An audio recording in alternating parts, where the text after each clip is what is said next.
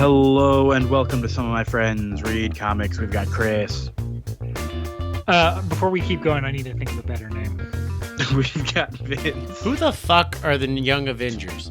I'm Kia. Hi, welcome to the show. We got a lot of new names in this episode. A lot of new friends of the show here. The Young Avengers we're going to be talking about. They're a relatively newish supergroup. What was this from? 2005? Yeah. Only 18 years ago. Only 18 years Children ago. who were born when this book came boy. out. Oh boy. But of course, afterwards, we are going to be continuing our long read of Batman Knightfall. We're on chapter 5 from Batman 494. But yeah, for this episode, and for next episode, we're going to be talking about Young Avengers. They had their debut maxi series, a 12-issue series in 2005, written by Allan Heinberg, art by Cheung. And it was 12 issues, so we're going to read the first 6 this time, the next 6 next time. And gosh, this would have been. How much do we need to set the table here for this? This was right after Disassembled, right? Yes. So the Avengers were broken up, and then it was also, I think, probably New Avengers had already started up, which was the Marvel's brilliant, cynically but brilliant idea to put all the heroes in Avengers, not just the Avengers. So they put let's put Spider-Man and Wolverine on the Avengers, even though it doesn't make sense. Yep. And damn it if it doesn't make sense. All right. Financially, you're like, yes, I want to see. And then with all the Marvel movies, like, yes, I want to see Spider-Man, I want to see Wolverine, Deadpool in my Avengers movies. Yes, put them all there. Yep. Put everyone together. It's cynical, but it makes sense. But so the Avengers, Vision had died. Ant-Man, Scott Lang, that's Paul Rudd, had died. And most importantly, Jack of Hearts had died. And most importantly, Hawkeye died also. Hawkeye did also die, yeah. Not like this. A lot of people died. Yeah.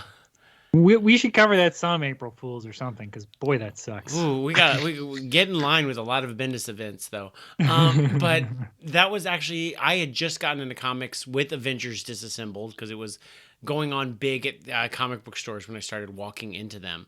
And so I was kind of all in on the Marvel Universe at this time. And yeah, me too. Weirdly also, all in on the OC at this time. And Allan Heinberg, the writer, was an OC writer. And because the main Cohen, played by Adam Brody, Seth Cohen, had a comic collection. And he loved Legion. And so comic books were being promoted on the OC. Got his girlfriend to dress up as Wonder Woman. Which Heinberg, he wrote a Wonder Woman book later. And I think he was attached to the Wonder Woman movie. No, he did. He has a screenwriting credit on the Wonder Woman movie from 2017. Wow. And he's the showrunner of Sandman for Netflix. So he's done all right for himself. He doesn't sounds like a nerd. Yeah. Doesn't write comics very fast, but as we'll learn. But that's Heinberg. I was all in on Marvel though at this time. So. Yeah.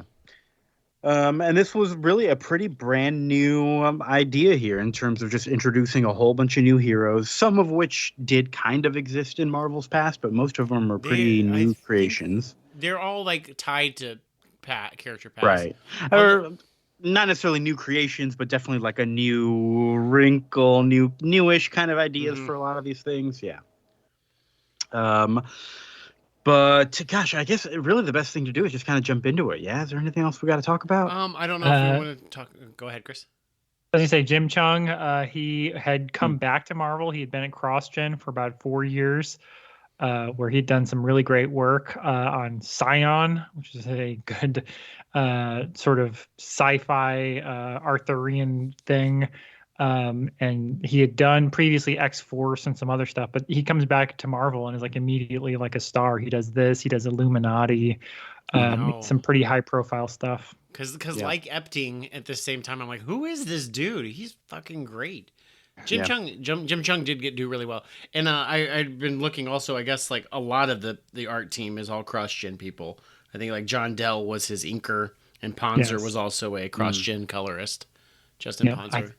I think they had won Eisners at CrossGen. They were really good. Yeah. We need to go back to CrossGen. We've only covered Ruse. Yes. Yeah. Oh yeah, I forgot all about that. Rude. Yeah, the Sherlock Holmes book. I was trying to think of like what cross-gen thing we did, and I was like, God, I know it. It's something. Yeah, we should probably do the Epting thing once we finish all the Captain America Death of Captain America stuff. That'd be good.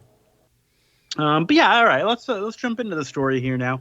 It does kind of open a little bit more like a mystery story of just figuring out who the Young Avengers are. That's why, Vince, you quoted the very first panel, J. Jonah Jameson saying, "Who the fuck are the Young Avengers?" Which is a good. I mean, it's a good question because, like, I mean, this is a young team. Like, sidekicks never really catch on, if we're being honest. Like new sidekicks. But now, hold on. Yeah, I don't know if that's you ever heard of this book called The Teen Titans? Yes. I guess that's true. Pretty successful. Yeah, I guess that's true. And but no, you're right. Cartoon Network events, I think you'll find. I did watch Teen Titans Go See Space Jam, which is. Did I tell you about this? It's basically just the movie Space Jam, but then Mystery Science Theater 3000, where the Teen Titans just talk over the whole movie and make fun of it. It's pretty incredible. It's on the HBO Jordan Max. Space Jam, or yes, the new Jordan Space Jam. It's the only way to watch Space Jam free on a streaming service. Wow. Is Teen Titans Go See Space Jam. That's the only way to watch Space Jam, I think. It really that's just the way to do it. All right, so let's get into this book here. Yeah, you're right. It does start with a good question because it is just like everyone's kind of reading this thing. They were a little bit tight-lipped on who the Young Avengers kind of are, right? And J. Jonah Jameson is talking to this reporter who wrote up a story about the Young Avengers, Kat Farrell. And he's also got Jessica Jones there with her.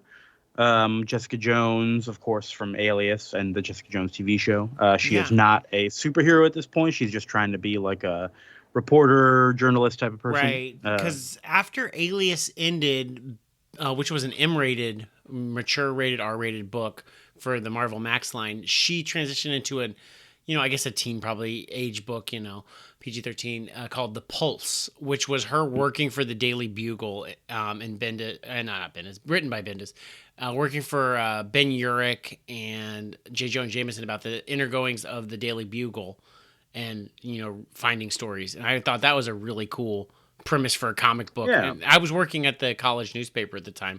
So I'm like, this is a book about journalism. This is great. And it was a nice way to transition her into stuff that would connect with the Marvel Universe a little bit more. And at this point, she is pregnant with Luke Cage's child right now. And that's about what's going on for her. J. Jonah Jameson is, talking about this story with the Young Avengers. They saw 4 of them kind of like saved some building. It was like a Thor Jr., like an Iron Kid, a Teen Hulk who was very polite, and then like a Lieutenant America or something. And but she doesn't really know. She just called them the Young Avengers, and she put a question mark in the headline, so she can't be sued for it. And Jessica's like, I think that kind of looks a little bit more like Bucky and J. Jonah Jameson. I feel like, have we ever heard J. Jonah Jameson talk about loving Bucky? I really like this scene where he's just like, yeah, I was a kid when Bucky was popular. Everybody loves that guy. Everybody wanted to be him. We have read Marvels where a unnamed character that's clearly J. Jonah Jameson is around in the 40s. Oh, that's right. And we also get some scenes here of them talking about Jessica Jones's past as a superhero named Jewel. Kat has a picture of it handy, and she's like, "What the heck?" It is weird that everyone remembers Jewel and is like, "Oh, we all love this character." I'm like, I thought she was a pretty obscure. That's kind of the point of Alias, isn't it? Is she was bad and then super obscure. Man. Yeah. She's like a Brie Larson level teen pop star, and nobody really remembers Brie Larson's teen pop star level. But yeah, that's a trivia, but Jessica Jones. But and I think they inserted her in Alias, right? Yeah. She kind of went to school at Midtown with Peter Parker, but no one ever heard of her. Right. But everybody knows about Jewel here. And everybody here is just like, oh, Jewel, we all love this. I'm just we all read Alias. She's big now, so we know what's going on. But they're like, hey, we need you to use your Avengers connections to see what these Young Avengers are all about. And they're like, nah, I don't. A, it doesn't really work like that. B, I don't think these are actually part of the Avengers and all that. And she and Kat are kind of partnering up on this though to still do some investigation, figure out what's going on. And then Cap and Iron Man just show up, and they are like, yeah, we need to talk to you, Jessica, for a little bit. They carry her away.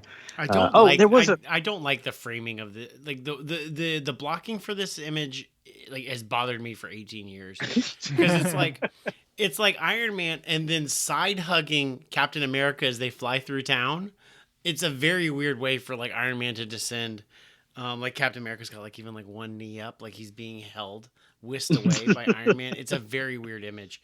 And then when you say like they all leave, like Iron Man double hugs both of them. He's got them and around carries them each both hip up and flies off. It's very weird.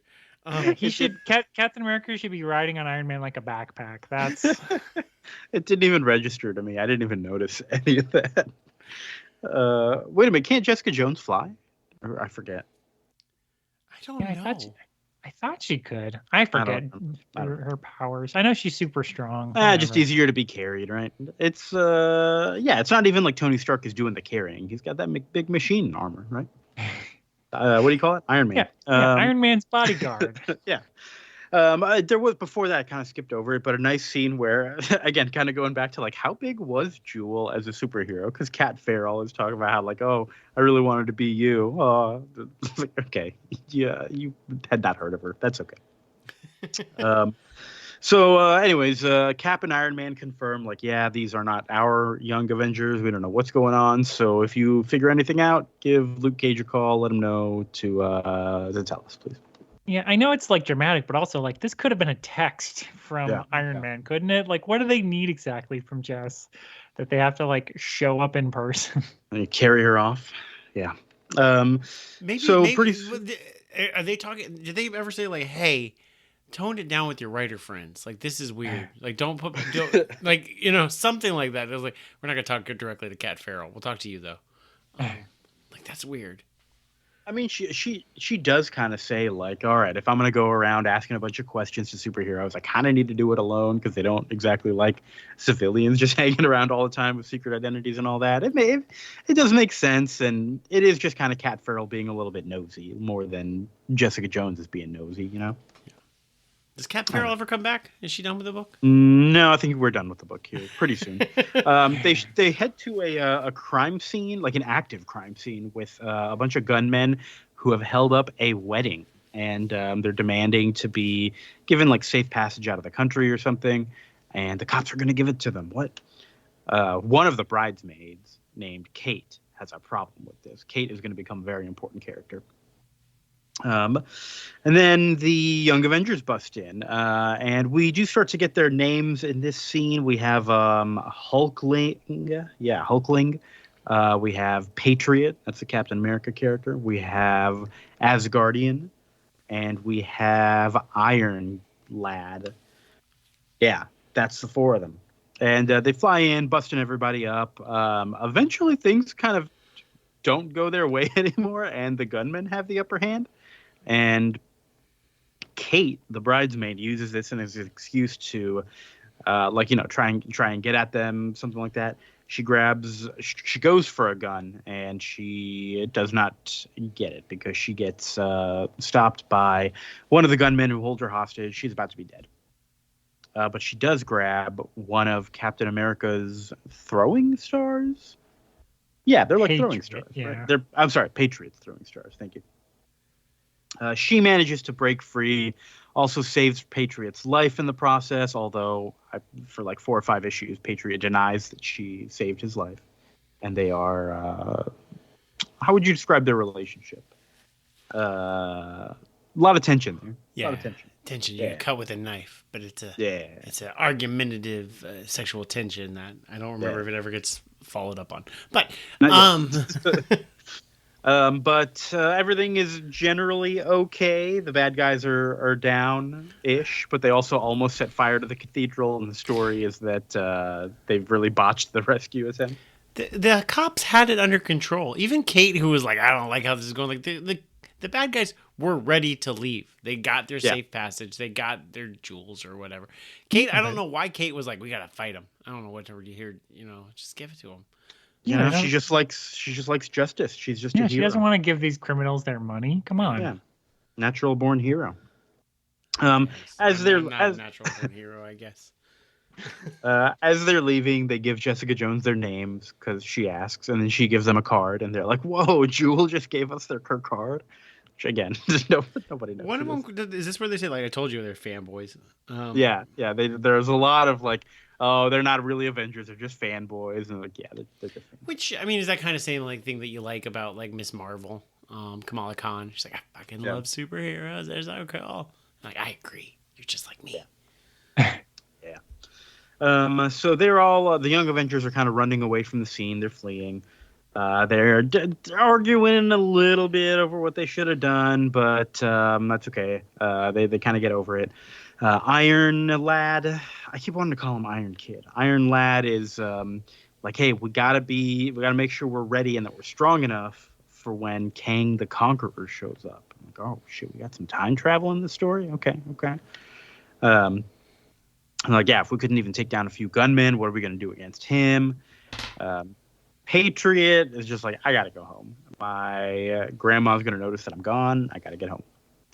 Asgardian and Hulk are also going to head home. And Iron Lad heads home to like his lair. He's definitely kind of like the leader of this group at this point. And he heads home to his little lair, which is in the ruins of Avengers Mansion. And he runs into Iron Man and Captain America and Jessica Jones, who were there, who have tracked him. And a nice little scene where we, like, I don't know, he's kind of scared of them at first, of like, oh, how'd you get in here? But then he's just a little bit honored to be meeting them, which is pretty nice. Captain America goes to put a hand on his shoulder, and his like Iron Man suit starts like wigging out at him and like turns into spikes and stuff. It's kind of more like a Venom suit would react almost. And he's like, yeah, I don't really know. Sometimes it just reacts to my thoughts. And I'm like, wow, where'd you get this thing? And are you ready for this reveal? This is a hell of a reveal here. Iron Lad is Kang the Conqueror. What? How's that even possible? We didn't know this at the time we were reading this. This got me back in the day. I knew it now. So fun fact, this is the first time I had ever heard of Kang the Conqueror. Really? Yes, what's in this book. And I was like, okay, so who's Kang? It's like when I was in like Avengers 1, I'm like, who's this purple dude? Okay, with the funny chin. All right, cool. Sounds interesting, though. He's got a name. He's from the future. This sounds cool. Let's move on. Yep. So, I'm like, oh, I do like this, though. And I think this actually, like, this book will do some good stuff for the King of the Conqueror stuff later. But, yeah, that twist got you, Kia? It did. Nice. I also always appreciate a twist when they name drop the villain earlier. Yeah. And that just works for me. That works for me. So I have a question. Is this a good first issue? Because it spends like a third of its runtime with like Jameson and Cat Farrell, who are not in the rest of the book, like doing a lot of tell and not show, and like talking about like the idea of these heroes and like what they did, and then you really don't get much like character moments of the like actual Young Avengers, and then it's just kind of over with a cool like twist at the end. But like I go back and forth like, is this a good first issue, or is this like a weird framing device to get us here, and does that work or not? I guess it works because I care. I think so. Yeah. I like the back half of it. I do think the first half feels like it could have been like a Wizard special edition issue 0 or whatever, because it's not helping the story at all. Like, you could probably just start with Jessica Jones is doing this on like page 2. She meets Captain America and Iron Man, and you'd have a little more time for like Kate Bishop, who's kind of one of the main. I guess they didn't know maybe at the time that she was about to be like one of the main characters, but I think they probably did, because she's in issue 2 right away. So like you probably could have put a little more time into building her up, setting up the Patriot subplot that they put like two lines of dialogue into in these 6 issues. I do feel like it was enough though. Like you've got something there to just like kind of latch onto. And I think the goal with this issue is just like, don't you want to know more? And I'm like, yeah, I do. Yeah, it's definitely written for the trade as well, so to where it's hard to judge exclusively as a chapter 1, you know? Right, and I wonder how much of it like it's like trying to get me to eat these new like the new character medicine by like putting like here's Captain America and Iron Man and Jessica Jones. You love all these people, right? And then as a result, then I'll care about these new characters. because sometimes you get distracted. Like, I just want to hear about Iron Man and Captain America. I don't give a shit about these new guys. But I think the book does a good job. I wonder. I think it also focuses more on the Iron Lad character than the other three at all.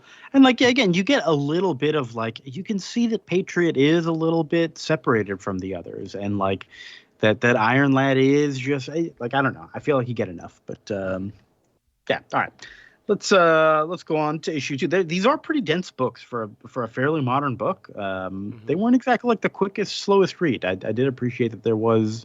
Some stuff packed in here. Oh, and the Jim Cheung art is really good. That also, I think, helps with it being like a good first issue. You're like, this art is really good. Yeah, it really helps. The character designs for everybody, especially Hulkling. I don't know. I feel like his just kind of stands out as like, yeah, we got a young teen Hulk on our team. Cool. I don't know. I remember him more than anyone else. I like Iron Lad for reasons that we'll learn why. He's got 2 designs hiding in him, and then Patriot's design is really cool too.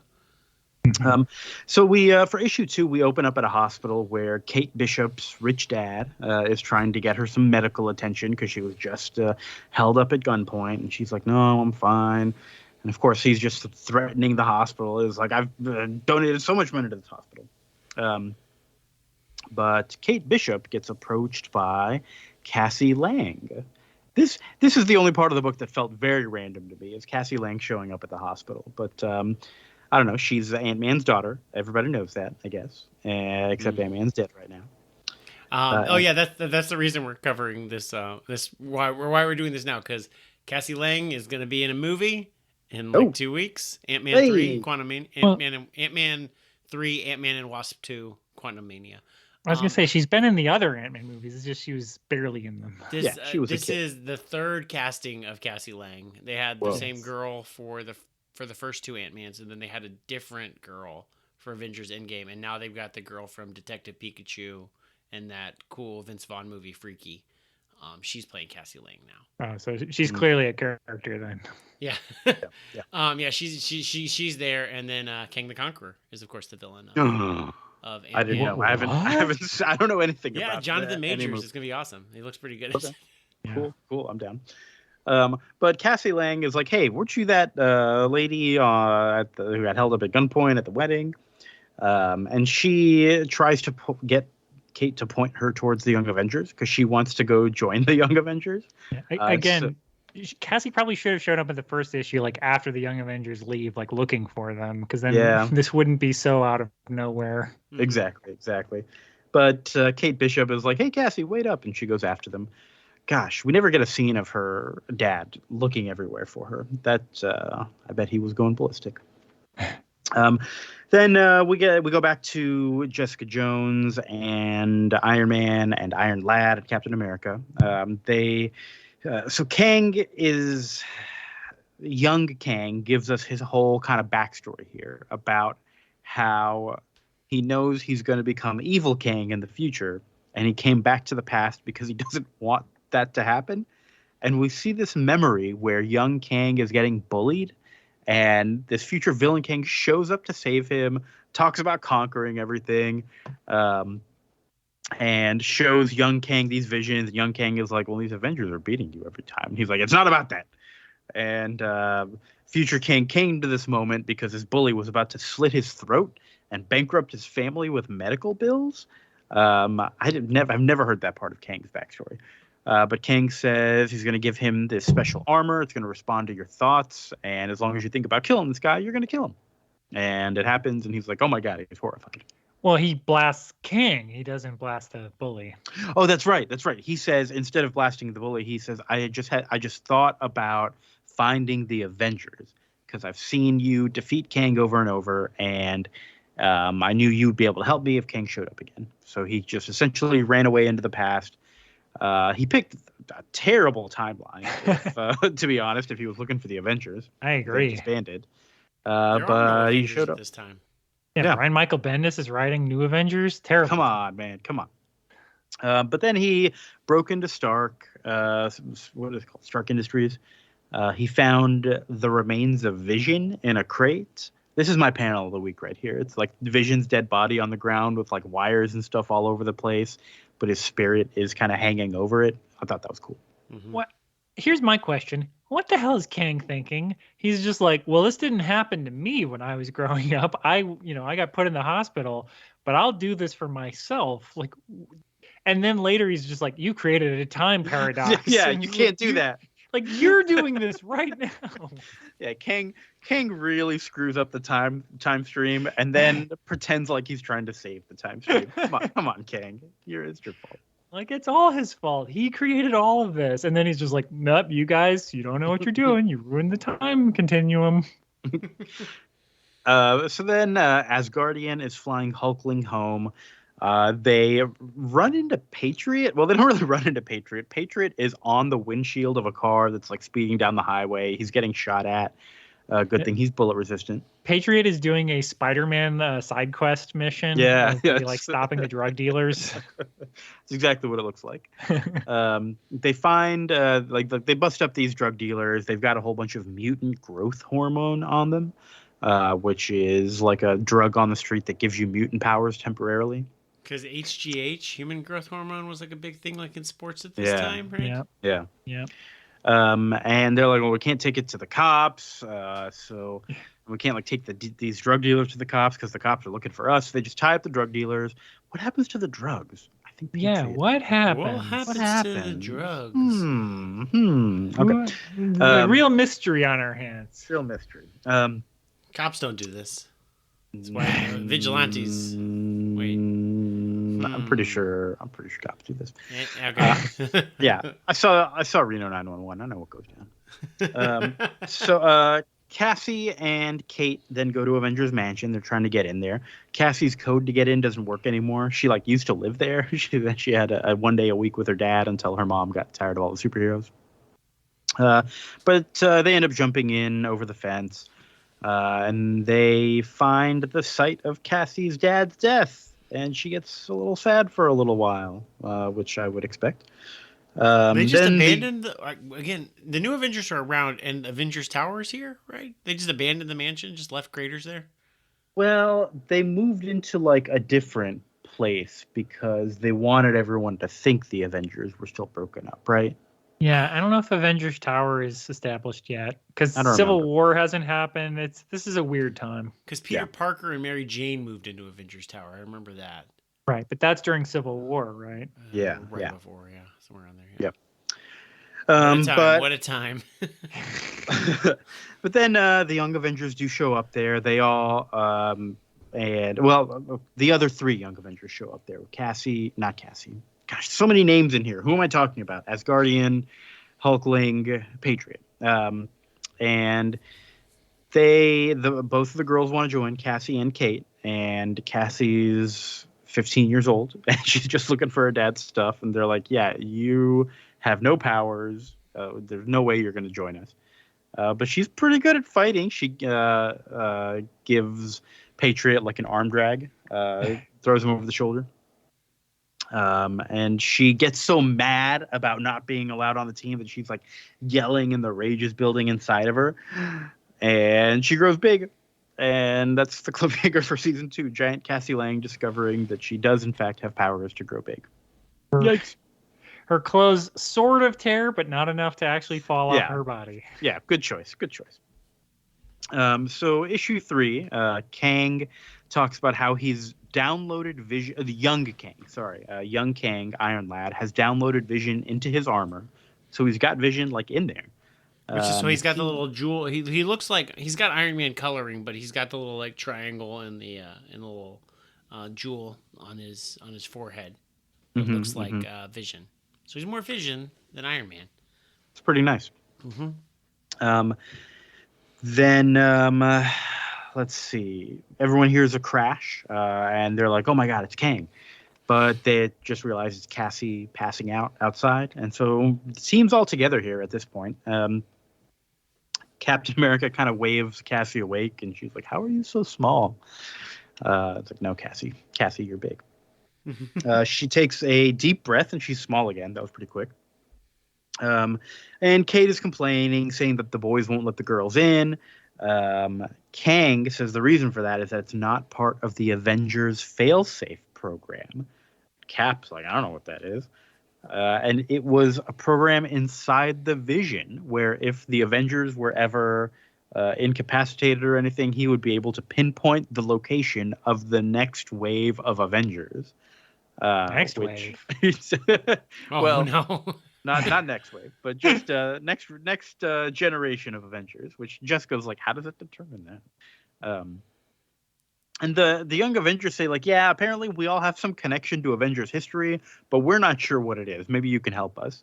I don't know how they know that part of it. How do they know that they're connected to Avengers history? I guess Vision told them. Vision's very cryptic, and he's like, y'all the next wave of Avengers, and y'all have a connection to Avengers history. What is that question? What is that connection? You got to find that for yourself. Well, I'm not going to tell you. I mean, Patriot knows what his is, but Hulkling and whatever, Asgardian, soon to be Wiccan, are like, we don't know what ours are. We're just regular kids. Yep. And this whole time, again, Kate and Patriot are still arguing over Kate saving Patriot's life. He refuses to admit it. Patriot also does not want to give out their real names. He wants to stay hidden. Whereas everyone else is like, I mean, let's just tell them our real names and they can help us find the connection, right? Patriot's a real Raphael. Yeah, Patriot is a Raphael. You're right. Yeah, he's the Night Thrasher of the New Warriors that is his team, skateboarding around. But Asgardian tells them his name. He's Billy Kaplan. Hulkling is Teddy Altman. Nothing that rings a bell for anybody. Patriot does finally reveal who he is. He's angry at Captain America specifically because his grandfather was the real first Captain America, Isaiah Bradley, the Black Captain America, which is a story that I think Kyle Baker told, and it was called The Truth, right? Did you ever read that? Oh, we never I don't remember that. Yeah, I didn't like the art. Is my memory from a 20-some-year-old book. Yeah. I was worried that it was a Jeff Loeb book because it had like colors on the title. It did red, look like, you're right. It did look like a Jeff Loeb kind of title, but no, it was kind of like I don't know if it was a retcon or kind of going back and like revealing some other stuff, but. Yeah, they tested the super soldier serum on a bunch of black people, and they all died except for one of them, who became the first Black Captain America.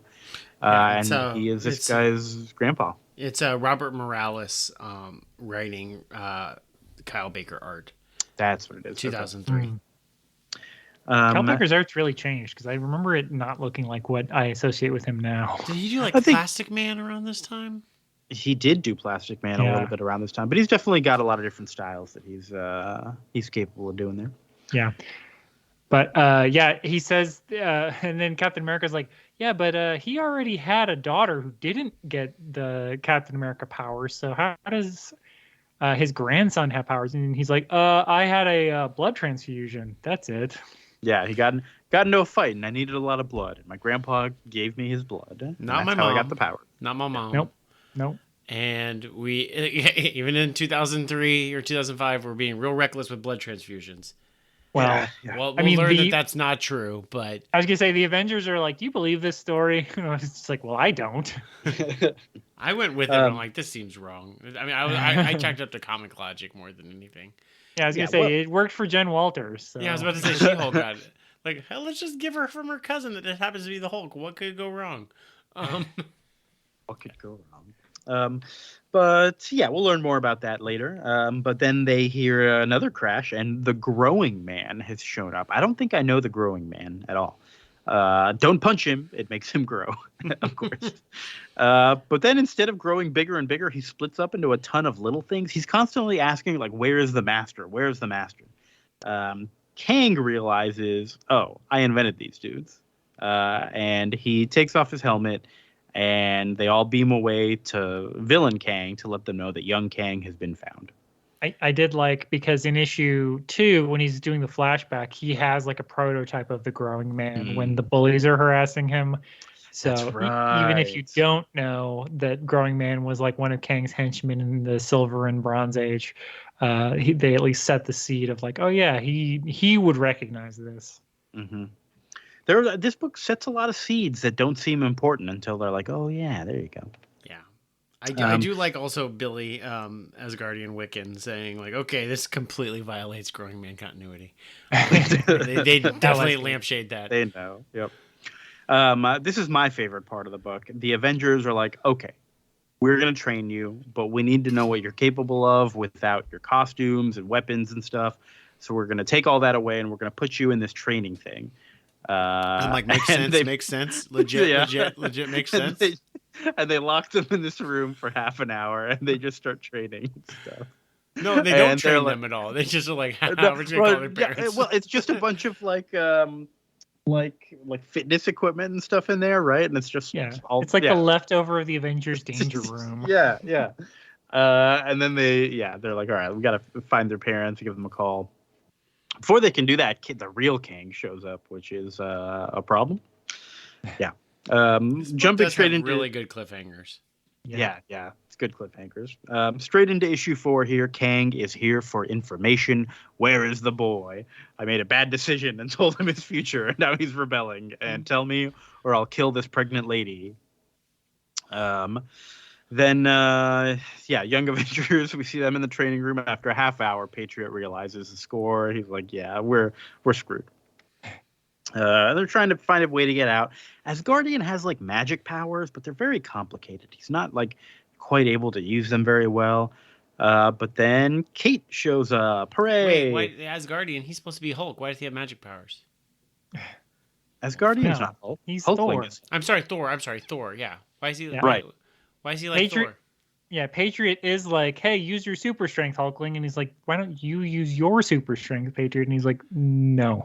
Yeah. No one has the powers that they're branded as. Yeah, they make reference to Asgardian's magic, and it's like, what is this magic? Again, just planting another seed there. I do get his magic confused with, because Runaways was a year before this or right around the same time? This exact same time. Yeah, because it like their powers are almost identical. Right. Because her thing is she can only do a spell once, right? She could do it if she was bleeding. She had to cut herself. I think no, that's how she gets the staff out. That's how she gets the staff out, yeah. But I thought she had like a one-use like spell power. I think you're right. I think it was something like that. Yeah, they did definitely team up for a Civil War book. There was a Civil War like Young Avengers Runaways. Yeah, that makes sense. But it was like a separate miniseries. I don't think it interrupted the. And I don't think any of the Vaughn or Heinberg wrote it. No, neither. Yeah. So Kate shows up and she was watching Iron Man when he put in the code to this room. And she's like, yeah, they're out there talking to Kang right now. They're like, oh boy. Kang again just thinks Jessica Jones is a random pregnant woman, but she is not. He is the one person who isn't a Jewel super fan. He has no idea who Jewel is. And Jessica Jones gives him a nice kick, and she's free. And they're all talking. They're like, yeah, we're not going to give up young Kang. They know that it means that old Kang will never exist. And Kang's like, you can't do that. You're going to mess with the time stream. And he is right. I guess uniforms are changing. Captain America's uniform all of a sudden switches to like a different version. Same with Iron Man's suit. Jessica Jones is now wearing her Jewel uniform and she's not pregnant anymore. And she's like, oh, okay, give me back my baby. And she's like, it's not me. I need Kang. So we're to believe that if Kang the Conqueror never existed as Kang the Conqueror, Jessica Jones would stay as Jewel? Is that what we're to? That's right. That's apparently the wrinkle. That's the butterfly effect. Yeah. Okay. Yeah, because the Avengers don't do whatever the Avengers did to fight Kang, and so whatever Master Purple Man, I guess, doesn't kidnap her or whatever. I guess none of that happens. Purple Man doesn't want her to kill Scarlet Witch, I guess, after. But okay, again, not to. I know it makes me a huge nerd, but this isn't what. And they had already lampshaded it by having Asgardian be like, this violates all continuity or whatever. Like, this isn't how time travel stories worked. I know Bendis made a shitty one in about 10 years later about Ultron. But yeah, this is the idea of every Marvel story up until about 5 years, or not even 5 years, like 2 years before this, is that the only thing you do is you create alternate timelines. You can't change the past. Mm-hmm. So the fact that Kang is changing the past by, his non-existence, like that doesn't make any sense at all. Like that's all you do is you create new timelines. Mm-hmm. Like that's the whole purpose of Immortus's like limbo stuff, all of the the different multiverse things are all based on the fact that whatever you do just creates a new timeline. Like by this same logic, old Kang, like if stuff disappears when it doesn't exist in the time stream anymore, then as soon as young Kang jumped back in time, old Kang would have just stopped being anything anymore, right? Right. Right at that moment. But he still would have appeared in all the things that he appeared up until now. I'm not talking about your logic. I'm talking about this book's own fake logic. Yeah, but that's the part that doesn't make any sense. Is the fact he's like, oh, I met you guys in the past, so this ruins. It's time travel. Yeah, like the buildings behind us change and our costumes change, but these kids are still going to be locked in this room. This window moved over. Doesn't make any sense. Yeah, it doesn't really make any sense. But whatever. It's a time paradox. Jessica Jones is in her full Bendis speak where she's like, this is why I hate time travel. This is a very Bendis sounding book. Like Heinberg is definitely writing in a Bendis at times. Yep. You can tell. He even wrote in the letters page to issue 1. He's like, I even named a character on the OC Bendis. I'm like, yeah, they're Principal Bendis. Yeah. You're such a loser. So, all right. So I thought he was so cool. 2005 me reading this was like, yes. I still don't mind Bendis at all. You hate on him a bunch constantly. He doesn't. I think all of Bendis's events are bad, and I think that Bendis's Daredevil, Ultimate Spider-Man, and parts of his other stuff are good. Yeah, he's not even in this book. Poor Bendis catching strays. But Jessica Jones is his creation, he's writing her like Bendis, and it's And again, I like Daredevil. I like Ultimate Spider-Man. I just think he immediately Peter Principled himself into being like the architect of events and stuff. All right. Let's get back to the story here. We have Kang. Where are we? I've lost complete track. Where are we? We're in a time paradox, so we're in the sewers. Kate Bishop, runs over and like grabs all of Hawkeye and Mockingbird and Swordsman's weapons, which are somehow sitting around. Yeah, she's brought a bunch of stuff for everyone. As soon as Patriot also starts to like kind of be like, no, you're not part of the team. She's like, hey, I brought you Captain America's shield. Here you go. He's like, Swordsman Hawkeye's brother? Not his brother. No. They were in the circus together. Okay. Yeah. So we're again, all the like Hawkeye adjacent things like Mockingbird and Swordsman are like collected in the same block of like or the same like locker room. Sure. Apparently, yeah. All the like non-powered circus folk and their wife. Yeah. That's the tagging system. Okay. Yeah. Cool. Who was also dead at the time. She's also back now. She's gonna come back in Secret Invasion, but she's the one that isn't a Skrull. Yes. Way too off topic here. All right, so time is changing. Everyone's uniform's changing. All that. The Young Avengers are like, we just got to get out of here. They're trying to escape through. It's not like a sewer. It's like an underground kind of tunnely thing. And they come out of this manhole cover, and Iron Man and Cap and Jessica Jones and Kang are all there waiting. And they're like, yeah, sorry. I don't like these narc cops. I don't like my heroes hanging out with Kang like this. I don't like it. Yeah. Yep. Young Iron Lad flies away. Young Kane flies away. He doesn't want to get caught. Young Kang. Iron Man goes after him, but Hulkling is like trying to hold on to him to keep him from going, but they just fly up into the sky. Iron Man, this is a little out of character. Iron Man blasts Hulkling and he just like falls down to the ground. He did that to Rhodey in Civil War the movie. That's true. Broke Maybe his it's legs. not up. Iron Man's just a piece of shit. Yeah.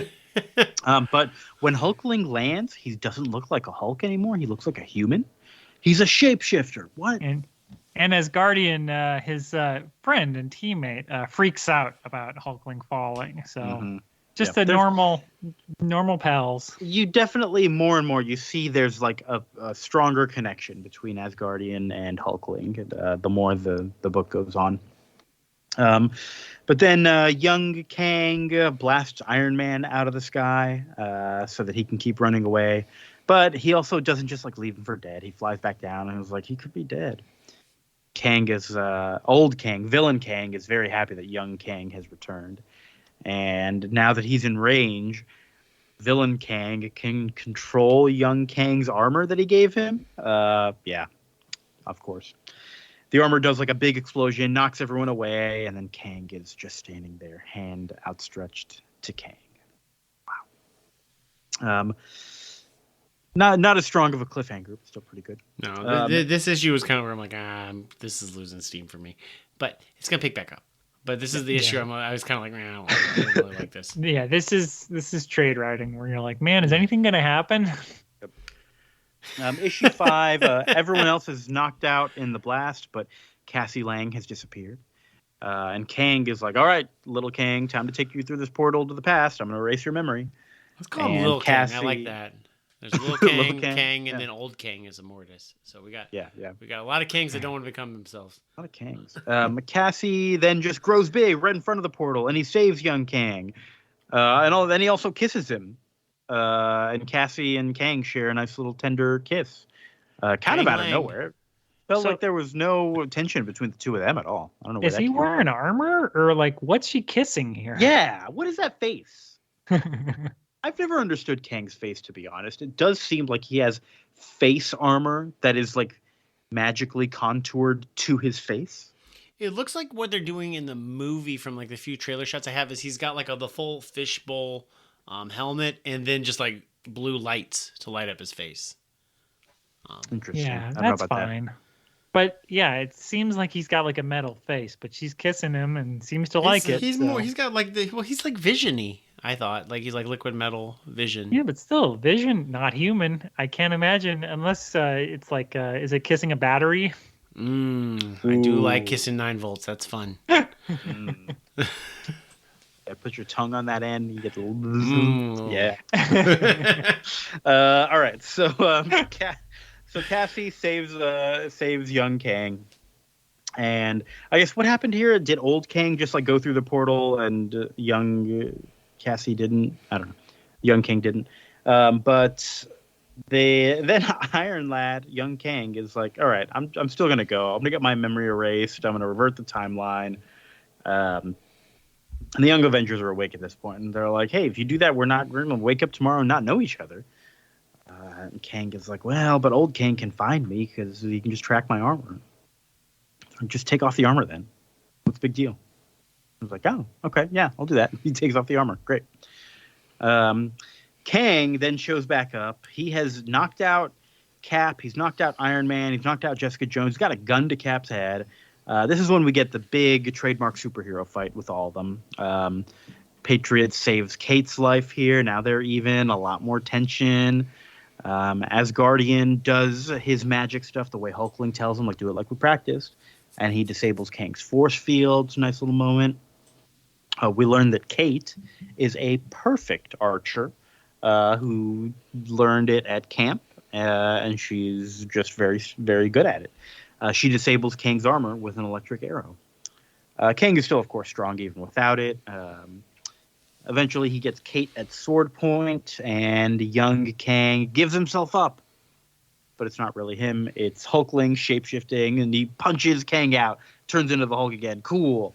And then Vision shows up and blasts Kang in the back. What is this? This is just like this is just out of Kang's suit. Cool. A lot of cool stuff.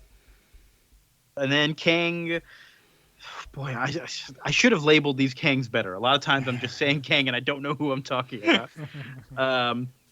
Kang, okay, old villain Kang shoots away Captain America, Iron Man, and Jessica Jones and murders them? ?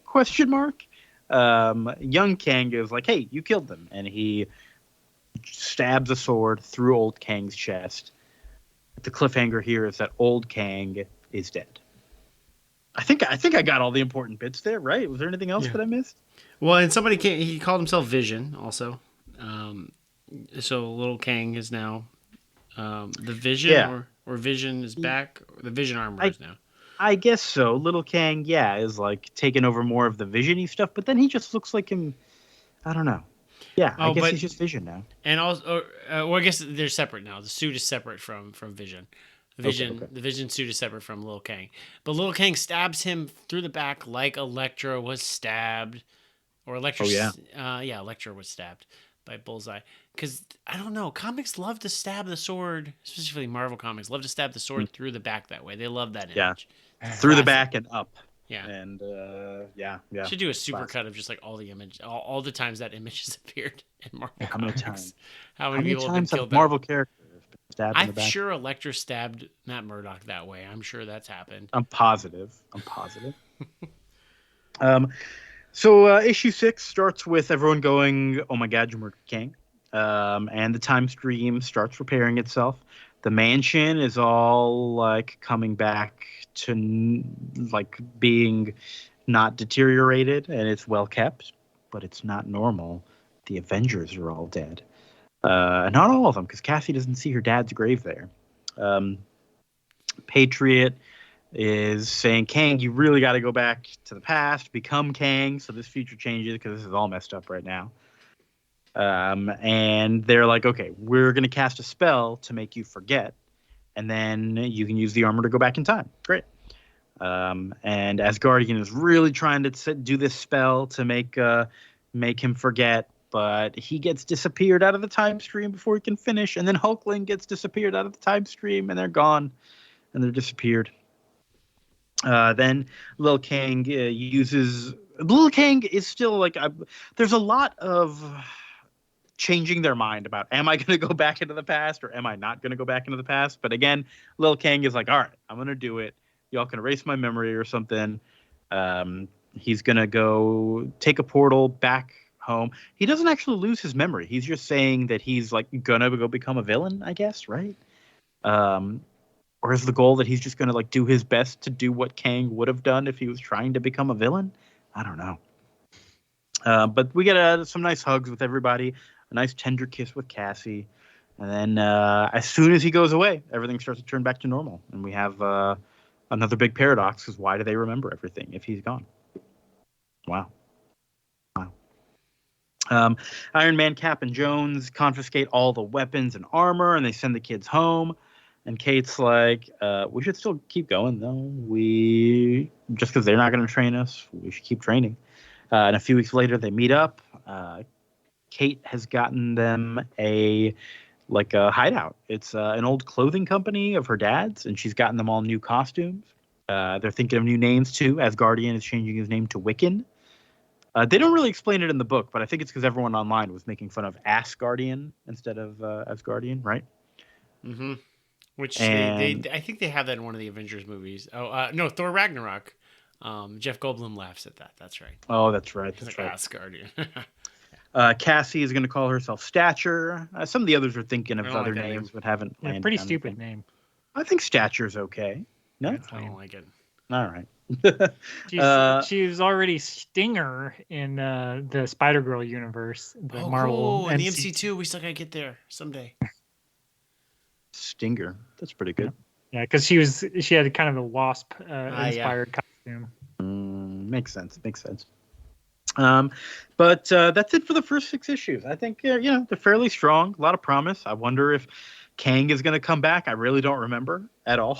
I'm pretty sure I read the last 6 issues, but I'm not. Oh yeah. No, positive. He doesn't. I don't think. Now I don't remember. Yeah, I don't remember. We'll see. I remember, of course, character reveals, but I don't remember what the plot was. I don't remember, but we'll get to it. Usually we wait until we've finished the long read before we talk about what's coming next. But obviously we've got the next 6 issues of this to do next time as a part 2. So I don't know. It's hard to judge the whole thing, of course, but these first 6 issues, I'm a fan. They're a pretty, not breezy, but they're pretty easy to read for the most part. And just like tell a generally nice story if you can ignore the time travel. It's of it. Such a weird book to me because, like, looking back, like there's not much events that happen. And there's not that many character moments, but at the same time, like I feel like I know these characters pretty well by this point, despite I don't like know where I really learned it because they don't really do that much. But it's still a dense book, but it feels very thin. But it's not. It doesn't make sense to me. It works for me. I think those character moments come in such tiny, tiny little pieces, but they are effective when stitched together. You know, it's hard to point at any one thing and be like, "Oh, what a great character moment," and it's more of just like, I see this character kind of being fleshed out really little by little. And it never overwhelms you with information. I thought it struck a pretty nice balance. But like and most of these characters have some staying power for them being created for this. Like Patriot, I mean, Patriot wasn't in Truth, but Patriot was in the Disney Plus show Falcon and the Winter Soldier. He's Eli's there. Billy, and we'll find out why. Billy was in some stuff, and I won't give spoilers for that, but Billy was in a couple things over the last few years. Oh, yeah. I was like, what are you talking about? Oh, yeah, I remember now. Cassie Lang, obviously, is in a movie in just a few weeks. She's been all over this. And she wasn't created for that, though. And Kate Bishop was in the Hawkeye TV show, played by Haley Steinfeld. So, more, like, I guess Hulkling is the only one that's not in any way. I guess. It's interesting. I really like the New Warriors from 1990 or 1991, and this reminds me so much of that. In both good and bad, I guess, because that was the original team was Night Thrasher, Nova, Namorita, Speedball, and who am I forgetting? Firestar and Marvel Boy, but who then became Justice. And it was very similar in that it's like they immediately had like sexual tension between two of the characters in that book. They immediately had like a sort of combative relationship between, a male and female character. And they even had like a black leader guy they're like, can we trust this guy? So it's like, it's very similar in format, but I do think this is like cleaner and easier to get into than that. Although that does have Mark Bagley art when like his first ongoing series. So it is good, kind of clean art. But I liked that. And so I like this. Yeah. Very nice. Well said. But yeah, of course, we'll have more final thoughts next time, I think, once we've had a chance to read the whole thing. But until then, I think it's time to move on to our long read. Any last words about Young Avengers? No, I'm excited to read the final 6 issues of Young Avengers. Let's do it. All right. So on to Batman number 494. We said this is chapter 5 of Knightfall, The Broken Bat. This particular issue is written by Doug Mensch, art by Jim Aparo. I like this cover. It's got Joker coming out of like a basket of snakes with Scarecrow right behind Batman. Good stuff. Yeah. But continuing out of the last issue, we've got Robin getting swept away in the sewer water from the fight with Croc and Bane. But he pulls himself out. He's okay. We see Bane get out too. They're fine. Joker is trying to team up with somebody. We later learn that this guy he's going to talk to, he's like stirring a big pot. He looks very like Igor-ish, right? What's this guy's name? Stirk? S-T-I-R-K? And this is where I got misdirected because I'm like, I don't think that's Scarecrow's name.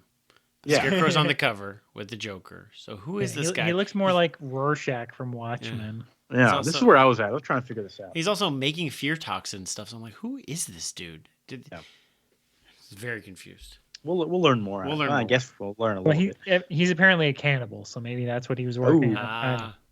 I see. Bruce, meanwhile, is... Oh, sorry, hold on. Joker, is... I already read that part. Never mind. Let's keep going. Bruce is calling his doctor to cancel his appointment for the 5th time. And he's like, I'm sorry, doctor. The doctor on the other end of the line says, I told you to call me Chandra. And this isn't going to work if you keep on not giving this a chance or something. I mean, this is pretty common. I think a lot of people don't want to go to their doctors or don't call them back or ghost their doctor. She kind of admits this, but after she hangs up, she's like, why do I feel so personally rejected by this situation. Like, why do I really want this patient? And I'm like, well, she calls him, maybe it has something to do with you told him to call you Chandra. I don't know. Right. And she calls him this and he's one also particular... like a charming billionaire. Yeah, she calls him this. Why is this one particular patient? I'm like, he's not like a normal patient. He's a charming billionaire. He's Bruce Wayne. Like, not to be like classic, but he is better than us. Like, he's... Bruce Wayne is the best of us. Better than you, maybe, then. Dr. Kin solving? I don't know. Meanwhile, the mayor is telling Commissioner Gordon that he has handled this outbreak at Arkham all terribly. Says he's going to destroy his career if he doesn't fix it. Great. This is a lot better than last issue where he was like an hour into it in a hostage situation. Like, I'm ready to fire the whole police department. Yeah. But calm down, man. At least he's waited till like the next morning to give him a 24 hours to then fire Gordon. Yeah. Like he's calmed down a bit. Good job, Mayor Kroll. And then Tim Drake has made his way back to the Batcave. Alfred is tending to him. They're kind of talking about Bane's plan and everything. And like, we can't figure out what his plan is. Why was he fighting Croc? Is this all just random? And Robin's like, maybe randomness is the plan. Like, they're just trying to cause chaos for you. And Batman's like, no, that's not it. No, I can't. No. Robin says, hey, just let me and Azrael handle things for a while. Have we talked about Azrael yet at all? Who is Azrael? Yeah, he's not calling himself Azrael, but yeah, Jean-Paul. They call him Azrael in this, don't they? Do they? Yeah, they call him Azrael. I don't know. Yeah, he says maybe Azrael himself first, and he says John Paul is formidable. On page 8 of the book. Yeah. Because he's John Paul Valley, who I've never read. At all. I know that at the end of this, he's gonna take over being Batman for a while. Not Dick Grayson, not any previous Robin. This John Paul Valley guy who I don't know. Yeah, he showed up a few months ago, and basically he was just a regular guy, but he's like the last in the line of like a mysterious order or whatever, and they basically downloaded all of their like combined knowledge into his brain. So now he's like has all the like fighting skills of Batman, but he's inexperienced. Wow. Yeah. I was not expecting Jean Paul Valley to have blonde hair. I'll tell you that. After hearing his name for years, I was not expecting him to look the way he did. So then we cut to Southtown. We've got the Scarecrow jumping through the window of a pool hall. He's looking for some goons that can lead him to the Joker. And he's got like a skull that squirts fear gas at everybody. It's pretty nice. And he like makes somebody think they're like walking on giant pool cues, and he's like, "Oh, the plan is that we're gonna kidnap Commissioner Gordon and use that to take over the city." And then Scarecrow's like, "Cool," and he breaks the pool cues, and the guy falls down, but only in his mind. Batman is looking for Cornelius Stirk, who is not Scarecrow. Not Scarecrow, right? Well, I don't remember how Batman knew to find Stirk. I don't know. How did he know that there was anything happening with him? Well, he's missing, I guess. He's on the list. Okay. Everybody's missing. Yeah. But he goes to... Who did he already catch? He already caught Mad Hatter, Riddler, a few others. We know it's not Croc. I guess he just misses Cornelius, or like he goes into his place after he leaves or something, and he finds his like diary or journal or just like a book where he wrote down his instructions, and he's like, it's some unhinged message about killing Gordon, use the signal, kill, something like that, which is not the Joker's plan. As we find out, Joker is watching with binoculars going, no, don't kill him, what are you doing? That's my panel of the week. You were supposed to kidnap, not kill him. I like Goofy Joker. I love that. I love the Joker is like, we're just here to have fun. We're not here to murder people for no reason. So on the roof of the building, Stirk has shown up. He tricks Gordon using his fear gas into thinking that he is Batman, and he's going to stab him with a knife. And then Batman shows up to save him. He is still very exhausted. He's like, oh, I missed the gun out of Stirk's hand, all that. Scarecrow also meets Joker over on the other roof, and he's like, hey, why did you use this loser version of me when you should have used the real thing? I've got my own fear gas. Here's a better plan. Let's go get the mayor, because then we'll really be able to control the city. And Joker's like, yeah, let's go do that. Yeah, I like that Joker's like, maybe I just wanted somebody I could control. And Scarecrow's like, how'd that work out? Yeah. So then Gordon's wife comes up to the roof. I don't know how she got there or why she's there, but Gordon's rambling about. Oh, okay. Gordon is rambling about Batman trying to kill him, and Gordon's wife is like, "Oh, I'm getting away from you." Batman's like, "No, it's not like that. It wasn't really me." Then the Joker and Scarecrow show up at the mayor's house. He's in bed. They show him some snakes and spiders and bad sushi. And they hold up his phone, and they're like, "You're going to bring the city to its knees." Ha, ha, ha, ha. And I guess they have some plan about what he's going to command everybody to do. Cool. This one definitely had less Bane than any other issue so far. They talked about him very briefly, but other than that, it was very... He had one scene where he was like... Yeah, there's one scene where the zombie's like, "Do you want some more Venom, Bane?" He's like, "Yeah, okay." Oh, okay. I'm sorry. I missed that scene. And he validates, like, yeah, I was doing Robin's plan to cause chaos. Like, yeah. Which makes that scene like Alfred's like, you guys are both crazy. Yep. And I'm like, no, Robin's got it pretty right. Tim knows exactly what's going on. But yeah, we didn't get any follow through on the ventriloquist storyline either. He's still been looking for Scarface, right? Did you find Scarface last time? Yeah. Well, we will find more next time. I don't know. Is there anything much else to say about this? It's more of a transitional issue, setting up a whole lot of different things. But yeah, just kind of continuing the general trend of Batman is tired. Everything is chaos. That's pretty much it. Yeah. It's just everything is falling apart. There's like a million villains running around, which is, I think it's an interesting status quo to have. But yeah, it's just not a whole lot changes this issue.